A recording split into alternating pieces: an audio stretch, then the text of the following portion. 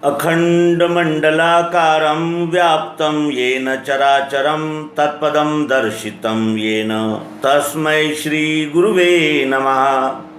अज्ञानान्धस्य लोकस्य ज्ञानाञ्जनशलाकया चक्षुरुन्मीलितं येन तस्मै श्रीगुरुवे नमः। श्रीमद्भगवद गीता यह मानव को विश्वरूप परमात्मा ने दिया हुआ अनमोल अलंकार है, अनमोल उपहार है। और इस उपहार को प्राप्त करने पर सभी मतों, पंथों, संप्रदायों, विचारधाराओं का समन्वय एक ही समय हो जाने से हमारे सभी संशय भ्रमों का निराकरण हो जाता है। लेकिन श्रीमद् भगवद गीता को पढ़ते हुए भी कहीं न कहीं ये एक प्रकार का संशय बना रहता है, संदेह बना रहता है कि श्रीमद् भगवद गीता ही तो कहती है कि ईश्वर प्राप्ति के अनेक मार्ग हैं। ऐसा श्रीमद् भगवद गीता ही कहती है।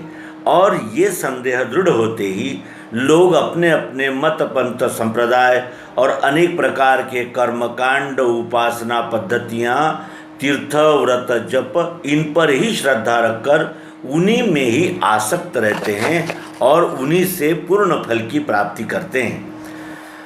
और पूर्ण फल की प्राप्ति चाहते तो हैं, लेकिन हो नहीं सकती, क्योंकि जब तक पूर्ण को प्राप्त न किया जाए तब तक पूर्ण का आनंद और पूर्ण का लाभ हमें मिल नहीं सकता। और इसके लिए प्रमाण स्वरूप अध्याय 13 क्षेत्र क्षेत्रज्ञ योग का श्लोक 24वां है। इस श्लोक में भगवान श्री कृष्ण जी कहते हैं कि आत्मा को ध्यान से कोई हिये में मन से लखे, कोई सांख्य ज्ञान द्वारा और कोई कर्म योग से। आत्मा को कोई ध्यान से, कोई हृदय से, मन से, कोई सांख्य ज्ञान के द्वारा और कोई कर्म योग से। तो हम इसको ही मार्ग जान लेते हैं। लेकिन यहाँ भगवान श्री कृष्ण जी अगले ही श्लोक में कहने लगते हैं कि जिन्हें ज्ञान नहीं ऐसे औरों से सुन के मुझे भजते हैं, वे भी भक्त मृत्यु के भय से बचे। अब इसका क्या तात्पर्य है और क्या इसका अर्थ है, इसको हम श्रीमद् भगवद गीता के भाष्य, श्रीमद् भगवद गीतोपनिषद भाष्य, जिसके रचयिता श्री मायानंद जी चैतन्य हैं, उन दृष्टि से देखें और जानने का प्रयास करें। इस श्लोक में वर्णन किए हुए भिन्न भिन्न मार्ग, स्कूल्स ऑफ थॉट्स, आत्मानुभव की प्राप्ति के भिन्न भिन्न मार्ग नहीं हैं, किंतु वे अनुभव प्राप्त हो जाने के पश्चात काल के स्थैर्य के अर्थात तत्प्राप्त्यर्थ यानी दृढ़ करने के विचार और प्रयत्न करने के द्योतक है। विशिष्ट हेतु के लिए प्रयत्न करने वाले को सदैव उसकी प्राप्ति होती ही है, यह निश्चित नहीं, यह बात पृथक है। इस विषय में गीता रहस्य सहित अन्य अधिकांश टीकाकारों के अर्थ बिल्कुल गलत, अयथार्थ और स्वारस्यहीन हैं। कारण आत्मानुभव की प्राप्ति से अर्थ है जानना, देखना और उसमें मिल जाना। एवं तद्रूपता का इतना व्यापक अर्थ लेना चाहिए कि मार्ग एक ही होना चाहिए और है ही। उच्च साध्य स्वरूप प्राप्ति का मार्ग सदैव एक ही रहता है। गीता में पहले ही कहा है कि व्यवसायात्मिका बुद्धि रेकेह कुरुनंदन बहुशाखा हनंताश्च बुद्धयो व्यवसायिनाम। यह सिद्धांत है। परमेश्वर प्राप्ति का मुख्य मार्ग एक ही रहता है। जो कुछ अंतिम, फिर वह मार्ग हो, तत्व हो या सिद्धांत आदि कुछ भी हो, एक ही रहता है। वह सदैव एक ही रहता है। त्रिगुणों का विचार यद्यपि गीता में है, तथापि अंतिम गुणातीत कहा है ही। अर्थात गुणातीत पद पर से जो प्रत्यक्ष प्राप्ति होगी वह त्रिगुणों में प्रत्यक्षतः नहीं, त्रिगुणों को गुणातीत में आकर ही वह प्राप्ति होगी। अतः गुणातीत पद से होने वाली प्राप्ति त्रिगुणों से होने वाली से भिन्न और अप्रत्यक्ष प्राप्ति है। यही न्याय हर किसी तत्व को लागू है। बिना दिव्य चक्षु के किसी को परमेश्वर के प्रत्यक्षतः प्राप्ति नहीं, वही व्यवसायत्मिका बुद्धि है। इन श्लोकों के आधार से कई लोग प्रतिपादन करते हैं कि परमेश्वर प्राप्ति के अनेक मार्ग हैं। यह गीता का सिद्धांत है, किंतु यह गीता का मंतव्य नहीं है। यह बतलाया है परमेश्वर प्राप्ति के अनेक मार्ग है या एक ही है। इसका उत्तर मार्ग और प्राप्ति शब्द का अर्थ जैसा कम या अधिक व्यापक व यथार्थ किया जाए उस पर निर्भर है। सर्वसाधारणतः मार्ग से प्राप्ति का रास्ता यह अर्थ होता है। गीता रहस्य में भक्ति मार्ग का प्रकरण हम देख सकते हैं। इस अर्थ से देखा जाए तो भिन्न भिन्न मार्ग परमेश्वर प्राप्ति के होना संभाव्य ही नहीं है। सर्वसाधारण रूप से कोई विधान करना बात पृथक है, पर शास्त्रीय दृष्टि से शास्त्रीय ग्रंथों में ऐसे सिद्धांत का निनाद करना धोखे का है। अतः सब मार्गों से परमेश्वर की प्राप्ति होती है, अर्थात उस पद्धति में का ध्येय साध्य होता है। ऐसा ही अर्थ यदि अभिप्रेत हो तो वह वाद विवाद का मूल नहीं होगा, क्योंकि सबका ध्येय एक ही नहीं। वह लघु गुरु स्वरूप का द्वैत, अद्वैत, तत्वद्योतक आदि अनेक विधा स्वरूप रहने से भिन्न भिन्न है और सब मार्गों से परमेश्वर प्राप्ति होती है। इस प्रश्न में तो सबका ध्येय एक प्रकार का है, यह गृहीत माना हुआ है, अर्थात सब मार्गों से उच्च ध्येय प्राप्त नहीं होता। यह जो मुख्य सिद्धांत है उसे इससे बाधा नहीं आती। श्रीमद् शंकराचार्य जी के तात्विक ध्येय की संप्राप्ति श्रीमद् मध्वाचार्य जी के तत्वों से क्यों नहीं होती, यह बात इससे स्पष्ट होगी।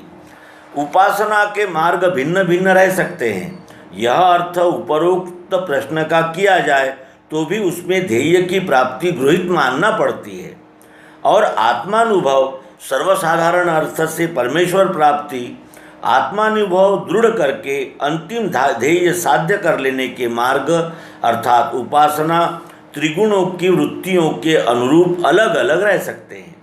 यह बात सिद्ध होती है।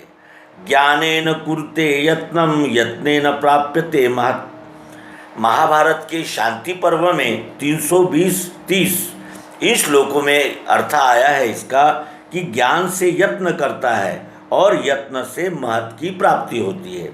ऐसा जनक ने सुलभा को कहा है। उसका मर्म यही है। दिव्य चक्षु की प्राप्ति दिव्य चक्षु की पद्धति से ही होगी, किसी को भक्ति से होगी इत्यादि गुणवृत्ति के यह दृश्य अलग अलग दिखेंगे, परंतु पतंजलि योग यह वृत्तिनुरूप उपासना मार्ग नहीं। वह एक स्वतंत्र सांप्रदायिक स्वरूप का मत, पंथ या मार्ग, स्कूल ऑफ थॉट है, और भक्ति कर्म इत्यादि साधन उपासनाएं यह सांप्रदायिक मार्ग अथवा पंथ नहीं है। भक्ति द्वैती रह सकती है, उसी तरह अद्वैती भी, किंतु पातंजलि ये योग द्वैती ही है, अद्वैती नहीं। अतएव साधन अर्थात उपासना इस अर्थ से प्रयोग करके यदि कोई उपरोक्त प्रकार का वाद करने लगे तो वह निरा शब्दच्छल ही होगा। इसमें एक बात और भी ध्यान देना रखना आवश्यक है। कर्म भक्ति इत्यादि से ज्ञान यद्यपि दृढ़ अर्थात प्राप्त नहीं दृढ़ हो सकता है, तथापि अद्वैत ज्ञान की दृढ़ता अद्वैत भक्ति से ही होगी। श्री मध्वाचार्य के संप्रदाय का ज्ञान उसी ज्ञान के प्रेम से एवं भक्ति से दृढ़ होगा, अर्थात भक्ति कर्म इत्यादि साधन भिन्न भिन्न वृत्तियों से रुचि रखने वाले मानसिक धर्म हैं, यह स्पष्ट होता है। अतः परमेश्वर प्राप्ति के स्वतंत्र और अलग अलग मार्ग नहीं, यह विधान में किसी तरह अर्थ नहीं रहता। प्राप्ति व सिद्धि में जो भेद है उसका विचार भी इस ग्रंथ में करना चाहिए। भक्ति मार्ग से परमात्मा प्राप्त होता है, इसके बजाय यह कहना शास्त्र सिद्ध होगा कि सद्गुरु से परमात्मा प्राप्ति अर्थात श्रवण दर्शन होने के अनंतर भक्ति आदि से उसकी आराधना एवं सिद्धि होती है। इससे लोगों की दिशा भूल नहीं होगी, परंतु पहले विधान से लोगों को भ्रम पैदा होकर यह समझने लगते हैं कि उससे परमात्मा प्राप्ति बिना सद्गुरु की सहायता से स्वतंत्रतः हो जाती है। सद्गुरु देह नहीं, वस्तु है। वस्तु सामने प्रत्यक्ष रखकर ही प्राप्ति हो सकती है। संत जनों के मंतव्य के अनुसार यही अर्थ होता है। माझी झालिया प्राप्ति भक्त अनन्य भक्ति तो करी, ऐसा एकनाथ महाराज कहते हैं। भक्ति मार्ग से ईश्वर की प्राप्ति सुलभ रीति से होती है। इसका अर्थ वस्तुतः यह है कि सद्गुरु से ज्ञान का दर्शन श्रवण होने पर भी अधिकांश लोगों को वह दृढ़ नहीं होने पाता, अर्थात उसकी प्राप्ति कर लेने का प्रयत्न फिर खुद को ही करना पड़ता है। फिर इस तरह प्राप्ति के जो प्रयत्न होते हैं उनमें सबसे सुलभ साधन भक्ति का है। संत जनों के कहने का यही आशय होता है। लड़कों को खेलने से ज्ञान प्राप्त होता है, ऐसा खेल यह साधन अप्रत्यक्ष है। प्रत्यक्ष साधन गुरु ही है। ज्ञान मिलने के समान भिन्न भिन्न रुचि के अनुसार ही होंगे। परमेश्वर प्राप्ति के मार्ग अनेक है, इसकी पुष्टि के लिए प्रायः मंदिर का उदाहरण दिया जाता है और उसके द्वारा यह प्रतिपादन किया जाता है कि जिस तरह मंदिर की ओर जाने के लिए अनेक मार्ग रहते हैं, उसी तरह परमेश्वर प्राप्ति के भी अनेक स्वतंत्र मार्ग है। जिसे जो जचता या पचता हो उसने उस मार्ग का स्वीकार करना, यह तुलना ठीक नहीं है। सांख्य, योग व वेदांत आदि सब विचार संप्रदायों अर्थात स्कूल ऑफ थॉट के साध्य एक ही स्वरूप के नहीं हैं, यह विश्रुत है। इनका ध्येय अर्थात साध्य उद्देश्य एक ही या एक स्वरूपात्मक रहता तो सबों को एक ही या एक स्वरूपात्मक तत्व की प्राप्ति अलग अलग मार्गों से प्राप्त होना संभाव्य हो जाता। जिस तरह मंदिर में के एक शिवपिंडी की प्राप्ति अनेक द्वारों से होती है, अर्थात इन अनेक मार्गों से जो प्राप्ति होती है वह एक ही स्वरूप व बौद्धिक विकास की दर्शक नहीं होती, वह लघु गुरु स्वरूप की तथा तरतम भाव द्योतक होती है। अतः परमेश्वर प्राप्ति के अनेक मार्ग नहीं, एक ही है। इसी सिद्धांत को इससे पुष्टि मिलती है। ऊपर के मंजिल पर जाने के लिए प्राथमिक सीढ़ी छोड़कर ऊपर की गृहीत दर के अंतिम एक ही श्रेणी पर आरोहण करना पड़ता है। सब सीढ़ियों में विरोध नहीं रहता, अंतर्भाव होता है और आखिरी सीढ़ी उच्च रहती है। उस सीढ़ी पर पहुंचने के लिए पिपली का मार्ग यद्यपि नित्य परिचित मार्ग है, तथापि उसी पर से सबों ने जाना ही चाहिए ऐसा नहीं माना जा सकता। व्यक्ति वैशिष्ट तथा काल महात्म्य के विहंगम मार्ग यानी विमान जैसा सुलभ व सार्वत्रिक साधन, उदाहरण के लिए यहाँ दिव्य दृष्टि को लिए तो उच्च श्रेणी पर एक समय पहुँचने के लिए उपलब्ध हो सकता है। उसके लिए अनेक मार्गों से या पिपलिका मार्ग से ही जाने की आवश्यकता नहीं है। इसके अतिरिक्त एक काल ऐसा था जिसमें विद्युत उपलब्ध नहीं थी या कष्ट साध्य थी, किंतु वर्तमान समय में विद्युत ही महत्व के स्थान में विशेष उपयोग में लाई जाती है। इसी रीति से काल महात्म्य के कारण विहंगम मार्ग ही विशेष आविष्कृत होता है। अवतार कार्य इसी तरह चल रहता है। उसके समय अध्यात्म की बड़ी बड़ी लहरें चारों तरफ उछलकर कार्य करती है। यहाँ पर अहम अथवा पुरुषोत्तम इत्यादि अंतिम तत्व द्योतक शब्दों का प्रयोग भगवान ने नहीं किया है। आत्मनि शब्द का प्रयोग सामान्य प्रयोग किया है, इसका ध्यान रखना अवश्य है। आत्म तत्व का आकलन जिन्होंने भिन्न भिन्न मार्गों से व जिस रीति से किया, उन्हीं मार्गों से व उसी रीति से उन्हें उसकी प्राप्ति होती है। उदाहरणार्थ सांख्यों को आत्म तत्व की प्राप्ति प्रकृति में अनंत पुरुष है इत्यादि रूप से द्वैतात्मक होती है। इसी तरह अन्य विषयों को जानना, परंतु इस तरह अर्थ किया जाए तो भी परमेश्वर प्राप्ति का मार्ग इससे भिन्न व एक ही होता है। ऐसा जो मुख्य सिद्धांत तो ऊपर कहा है उसे इससे बाधा नहीं आती। गीता में के दिव्य चक्षु की अंतिम तथा व्यापक विचार प्रणाली में अन्यान्य मार्गों से सर्वसामान्य अंगों का समावेश है, इसलिए उसके प्राप्ति के लिए अन्य मार्ग साधन भूत नहीं हो सकते। किंतु दिव्य चक्षु में अन्यान्य विचार संप्रदायों की परिणत अवस्था की प्राप्ति हो जाती है।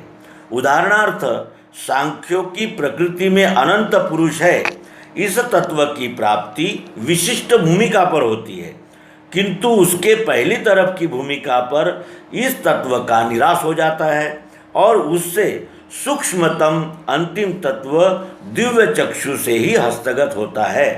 अर्थात वह तत्व सांख्यों के स्वकीय मार्ग से प्राप्त नहीं हो सकता, क्योंकि उसमें इसका विचार ही नहीं है। परंतु उपरोक्त रीति से जिनको अनुभव नहीं मिला वे लोग निरी श्रवण भक्ति एवं पुराण श्रवण, वेदांत सुनना इत्यादि द्वारा ही आत्म स्वरूप का भजन करते हैं। यह अपरा भक्ति है। इस प्रकार हमने इस अंक में श्री आनंद जी चैतन्य, जो केंद्रीय अध्यात्म विज्ञानशाला मानधाता ओंकारेश्वर के द्वितीय संचालक रहे, उनके एक लेख से हमने ये जाना कि दिव्य दृष्टि, दिव्य चक्षु यही एक परमात्मा को जानने का साधन है और दिव्य दृष्टि, दिव्य चक्षु द्वारा विश्वरूप परमात्मा को देखकर, जानकर ही हम सभी संशयों से मुक्त हो सकते हैं। अनेक प्रकार के विचार, मत प्रवाह, संप्रदाय, ग्रंथ हमें उस सोपान तक ले जा सकते हैं, लेकिन अंतिम सत्य का दर्शन करने के लिए हमें अंतिम और जिसे कहते हैं कि पिन पॉइंट युक्ति का ही अवलंब करना पड़ता है। सर्वांग योग ये विश्वरूप परमात्मा को जानने का और आत्मसात करने का और उस परमात्मा की सेवा में संलग्न होने का एकमात्र मार्ग है। यह निर्देश इस लेख से पूर्णतया हो जाता है। हम अपने सभी पाठक और सब्सक्राइबर्स, शेयरकर्ता और व्यूवर्स आदि सभी से अनुरोध करते हैं कि वे सर्वांग योग, दिव्य दृष्टि आदि एपिसोड्स को देखें और तत्वदर्शी द्वारा उसका रहस्य जानकर अन्यों को भी ये विद्या जन जन तक पहुंचना चाहिए, अन्य लोगों को भी इसका लाभ मिलना चाहिए। इस दृष्टि से अवश्य शेयर करें, एक दूसरे के साथ चर्चा करें और कमेंट बॉक्स में आकर हमें अपने विचारों से अवगत कराएं। इसी प्रार्थना के साथ इस अंक को विराम देंगे। नर्मदे हर सद्गुरु भगवान की।